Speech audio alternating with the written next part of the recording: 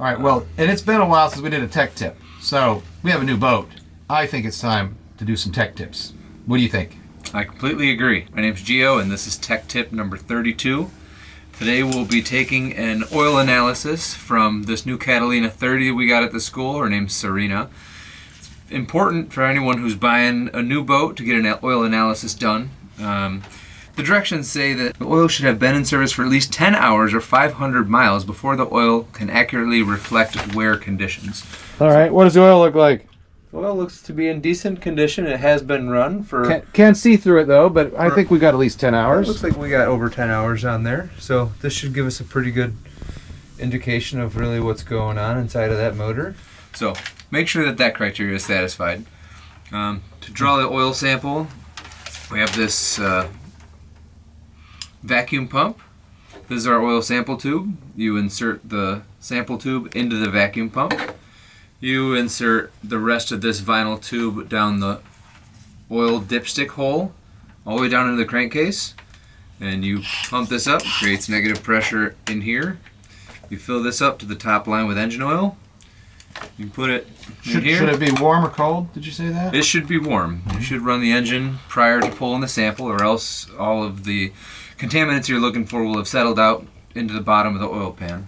I think this one's set for a little while. Yep. Happens when people decide to get rid of boats. Yep. So we're going to run this thing for a little while today, and then once she's good and warm, we're going to pull our sample.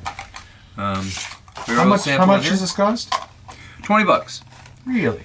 $20. And it's advisable that every time you do your oil changes, that you should draw an oil sample. For the $20 that it costs, they will analyze all of the metals and detergents that are in your oil to tell you how broken down it is, the oil itself. It'll tell you if there is deterioration happening inside of the motor by the different trace metals and how much of them are in your oil. And if you are taking regular oil samples, you have that documentation, it's an excellent thing to hand to the next buyer of your boat that tells them, hey, this owner has really loved this boat and taken care of it, and can show me a document that says that the motor's still in good health. And antifreeze. We always got to be careful about fluid swaps too. Oh, Early warning signs, right? Yep. So fluid swap. Not got good. a bad head gasket. There will be antifreeze in your oil, and this oil analysis will tell you if there's any antifreeze in your oil. What do you do with it after you put it in a little jar? Take it to the post office, and you ensure that you tell them there's nothing hazardous, flammable, or liquid, and then you mail it off in this package. A few weeks later, you'll get oil analysis in a mailing that will give you all of the results of the oil sample you sent in.